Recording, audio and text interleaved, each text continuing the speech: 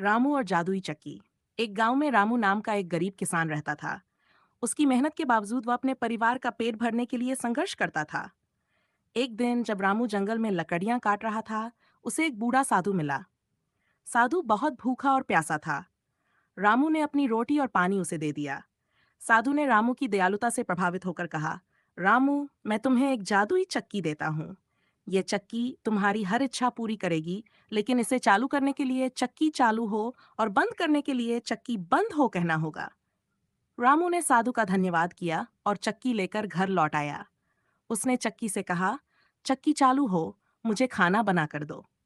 चक्की ने तुरंत स्वादिष्ट भोजन तैयार कर दिया। अब रामू के घर में कभी भूख नहीं रही। वह चक्की से हर दिन जरूरत की चीजें बनवाता और खुश रहता। उसकी प्रसिद्धि पूरे गांव में फैल गई। लेकिन गांव का लालची सरपंच ये देखकर ईर्ष्या करने लगा। एक रात सरपंच ने चुपके से रामू के घर से चक्की चुरा ली। लेकिन उसे चक्की को चलाने और बंद करने का तरीका नहीं पता था। उसने कहा, चक्की चालू हो, और चक्की ने खाना बनाना शुरू कर दिया। लेकिन जब चक्की रुक नहीं रही थी तो खाना पूरे घर में फैलने लगा।